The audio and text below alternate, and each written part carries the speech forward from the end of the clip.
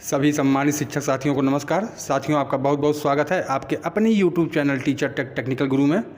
साथियों, हमने पिछले वीडियो में सीखा शिक्षण योजना क्या है, अच्छी और उपयोगी शिक्षण योजना कैसे बनाया जाए, शिक्षण योजना का प्रारूप क्या होगा और एक अच्छी शिक्षण योजना कैसे बनाएं। आज हम लोग उच्च प्राथमिक स्तर की शिक्षण योजना बनाना सीखने वाले हैं। संपूर्ण जानकारी के लिए मेरे साथ इस वीडियो के अंत तक बने रहिए। चलिए शुरू करते हैं। आज कक्षा 7 विषय हिंदी, प्रकरण है जागो जीवन के प्रभात की शिक्षण योजना हम आज बनाएंगे। तो आइए शुरू करते हैं। सबसे पहले हम 4 कॉलम बनाएंगे, दिनांक, विषय, कक्षा और समय डालेंगे। उसके बाद लर्निंग आउटकम, बच्चे गद्य और पद्य की विशेषताओं के अंतर को समझते हुए आपस में चर्चा करते हैं एवं अंतर को अभिव्यक्त करते हैं। प्रकरण लिखेंगे। प्रकरण है आपका जागो जीवन के प्रभात, पाठ 1। तीसरा है सीखने सिखाने की सामग्री, चार्ट, मोबाइल, चाक आदि। चौथा है सीखने सिखाने की प्रक्रियाएं, गतिविधियाँ। तो गतिविधियाँ भी हैं, गतिविधि के माध्यम से बच्चों को हम सिखाएंगे कि जागो जीवन के प्रभात।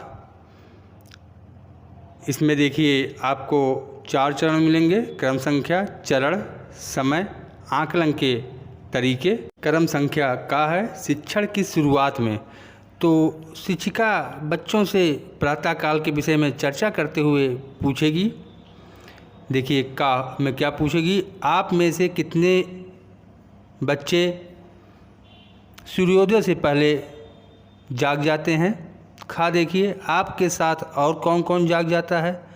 गा में देखिए जो जागने के बाद भी बिस्तर नहीं छोड़ते हैं वह किस प्रकार के व्यक्ति होते हैं। शिक्षिका बच्चों के उत्तर देने के लिए प्रोत्साहित करेगी कि बच्चे उत्तर दें। आकलन में बच्चे उत्सुकता से उत्तर देंगे।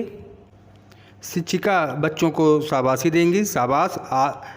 हमारी आज की कविता है जागो जीवन के प्रभात, जिसे श्री जयशंकर प्रसाद जी ने लिखा है। शिक्षिका बच्चों को बताएंगी, बच्चों को कविता के माध्यम से समझाएंगी कि इस कविता में क्या कहा गया है। तो इस कविता में शिक्षिका बताएंगी कि उन सभी व्यक्तियों के लिए संदेश है जो नींद से तो जाग जाते हैं परंतु आलस से भरे रहते हैं। तो आज की कविता अज्ञान और अंधकार को मिटाकर कार्य करने की प्रेरणा दे रही है। शिक्षिका बच्चों को बताएंगी, बच्चे ध्यानपूर्वक सुनेंगे। अब शिक्षण के दौरान शिक्षिका पूरे हाव भाव और उतार चढ़ाव के साथ कविता पाठ करेंगी और अपने साथ बच्चों को भी करने के लिए कहेंगी। कविता का भाव सरल शब्दों में समझाएंगी। इसमें बच्चों की भी सहभागिता रहेगी। जैसे एक कविता है आपका अब जागो जीवन के प्रभात। तो इस प्रकार से शिक्षिका बच्चों को कविता समझाएंगी और साथ साथ में बच्चे भी उनके साथ करते चलेंगे कविता को, पाठ को, ताकि कुछ ही समय में बच्चों को याद हो जाए। यदि एक बार नहीं याद होता है तो कई बार शिक्षिका जो है बच्चों को अपने साथ रिपीट कराएंगी और कविता को गतिविधि के माध्यम से भी बच्चों को समझाएंगी कि बच्चे इस प्रकार से आप कविता को याद करें।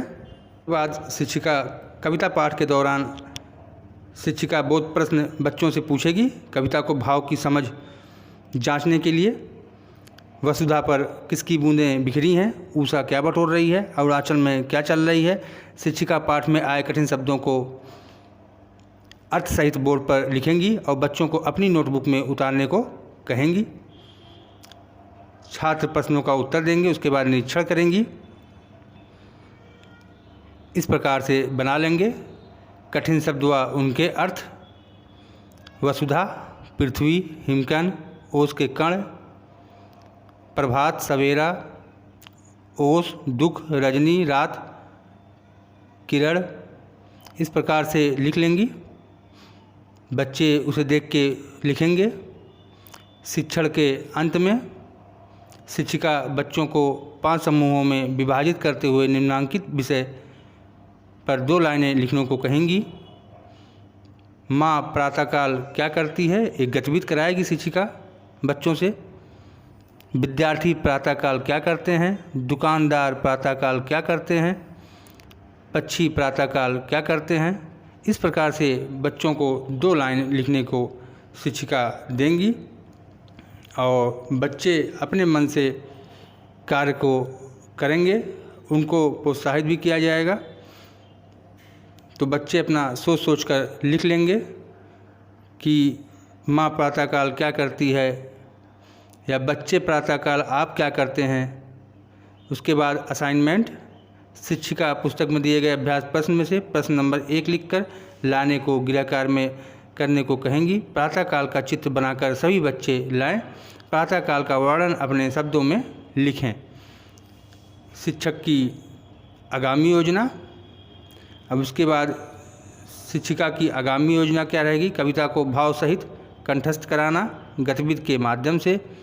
कक्षा के सभी बच्चों को जोड़ते हुए पहली कविता की पहली लाइन शिक्षिका बोलेंगी, दूसरी लाइन बच्चा बोलेगा, तीसरी लाइन अगला बच्चा, चौथी लाइन अगला बच्चा। इस प्रकार शुरू में बच्चे देखकर बोलेंगे, फिर अभ्यासकार पूरी कविता याद हो जाएगी। कविता के प्रश्नोत्तर भाषा को बात आदि भी लिखाए जाएंगे। अंचल शब्द जोड़कर नया शब्द बनाएं। हिमांचल, उत्तरांचल, पूर्वांचल। दीक्षा ऐप का प्रयोग बच्चों का समूह बनाकर कराएंगी।